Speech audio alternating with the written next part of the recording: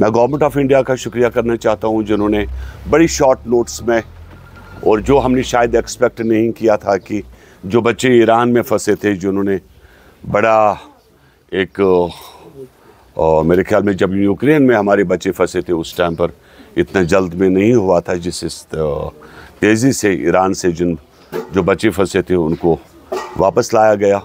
तहे दिल government of India का, मोदी जी का, जो हमारे फॉरेन एक्सचेंज मिनिस्टर है, उनका शुक्रिया अदा करना चाहता हूँ। और साथ में लेकिन अफसोस इस बात का है कि जब दिल्ली वो लोग पहुँचे और दिल्ली से लेकिन श्रीनगर तक government of Jammu and Kashmir means Omar government जो है, कोई ख़ास इंतजामात उनको 10-10 घंटे वहाँ वेट करना पड़ा इस गर्मी में दिल्ली के अंदर, जो बड़ी शर्म की बात है। और क्योंकि आप सब लोग जानते हैं कि ये सरकार जो है ये खोखले वादों पर खड़ी है। आप हद देखिए, कल 36 डिग्री टेम्परेचर श्रीनगर में भी था, दिल्ली में भी था और जम्मू में भी था। और जम्मू में क्योंकि लू चल रही है और दिल्ली के अंदर जो है बच्चों की छुट्टी हो चुकी है, लेकिन यहाँ के एजुकेशन डिपार्टमेंट टस से मस नहीं हो रहा। और जिन्होंने मासूम बच्चों की ज़िंदगियों के साथ खेल के जो है उनको इस गर्मी में स्कूल भेजना, जहाँ पर हम लोग बड़े लोग बर्दाश्त नहीं कर सकते, वहाँ छोटे बच्चों को स्कूल भेजना एक सरासर ज़्यादती है। मुझे लग रहा है कि इस सरकार से उनकी, जब मैं आज देख रहा हूँ कि मैंने बहुत सारी जगहों पे देखा कि पानी की बड़ी किल्लत है, और जब गवर्नर रूलिंग में ऐसा रहा करता था विद इन नो टाइम पानी या ट्रांसफार्मर ख़राब होता था, विद इन 24 आवर्स ट्रांसफार्मर जो है नया आ जाता था। लेकिन आज अफसोस ये है कि काफ़ी जगहों पर ज़मीन सूख गई है, खेतों में पानी नहीं है।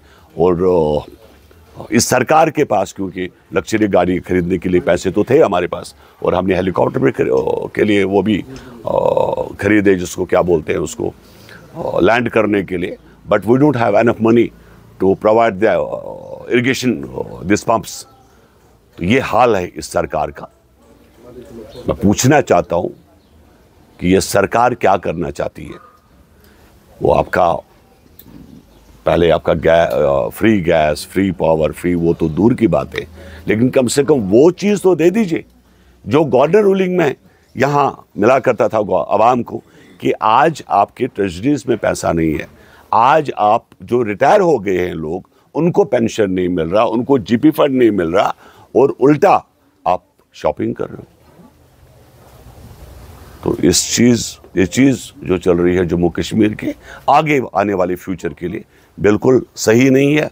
और ये बहुत बड़ी बदनसीबी थी कि इस सरकार को चुन के जो लोगों ने धोखा खाया, इससे लाख दर्जा अच्छा गवर्नर रूलिंग था, कम से कम फंड्स अवेलेबल थे। और आज के डेट में मैग्नेमाइज्ड हो चुका था। लास्ट ईयर अगर हमें याद होगा, जम्मू कश्मीर की जितनी सड़कें थी सबकी सब मैग्नेमाइज्ड हो चुका था। और आज आप देखिए, आरएनबी के पास पैसा नहीं, बीडोज के पास पैसा नहीं है, इरिगेशन के पास पंप नहीं। हमें तो गाड़ियां चाहिए थी भाई, हमें तो फ्लैट्स चाहिए थे। अभी बहुत जल्द केजरीवाल का शीश महल भी बनेगा। तो ये हाल इस सरकार का है। बट हम लोग दुआ करेंगे कि आवाम जो खास करके जो तकलीफ जो झेल रही है, इस पे मैं अपील करूंगा गवर्नर मनोज सिन्हा साहब से कि वो कम से कम इसे मुदाखलत करें। वो तो देखिए मैं बताऊं, वो तो दूर की बातें हैं। आप लोगों को मैं बताना चाहता हूं कि हमारे पास एक गांव को 3 करोड़ रुपए मिला करता था डेवलपमेंट फंड।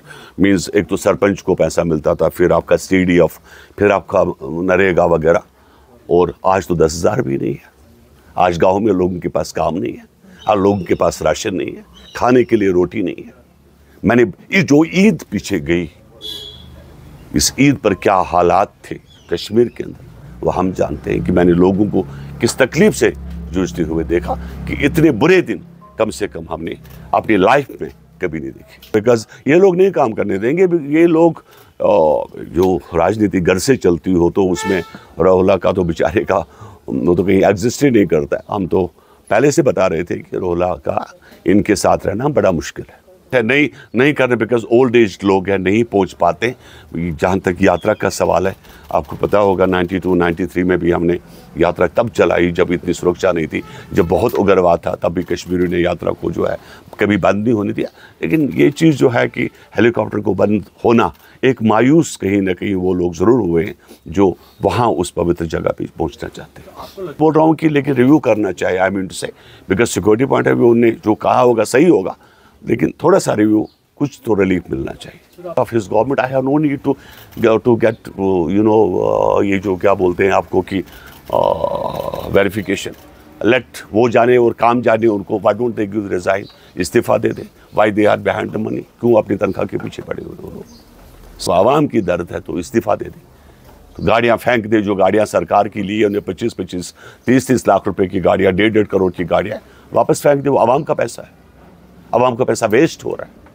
सरकारी चॉपर गुलमर्ग जाने के लिए इस्तेमाल हो रहा है। वो पैसा अगर हम यहाँ डाउनटाउन में गरीबों को दें, जिन गरीबों के पास खाने के लिए रोटी नहीं है, और इन को तो चाहिए, जब हम लोग चैरिटी कर रहे हैं, मेरा पेंशन मिलता है, मैं चैरिटी करता हूँ, इनको 2 लाख रुपए तनख्वाह लेते हैं, कम से कम 1 लाख तो चैरिटी करें। मैं चाहता हूँ, मैं हिस्ट्री को याद दिलाना चाहता हूँ आपको याद होगा 1980s के आसपास सबसे पहले जब 200 कश्मीरी पंडितों को मार दिया गया था अनंतनाग में, आपको याद होगा। मैं 90s की पहले की मैं बात कर रहा हूँ, बिकॉज तब से कश्मीरी पंडितों ने अपने आप को अनसेफ समझा। 90s तो उसके बाद आया, और 90s में जो नरसंहार हुआ वो तो उसके बाद हुआ। ये बड़ी अफसोस की बात है, हम इस बात को मानते हैं। कश्मीर में न सही, अगर जम्मू में कहीं पर किसी जगह पे कश्मीरी पंडितों को बसाया होता, बहुत अच्छी बात होती, लेकिन नहीं किया गवर्नमेंट ऑफ इंडिया।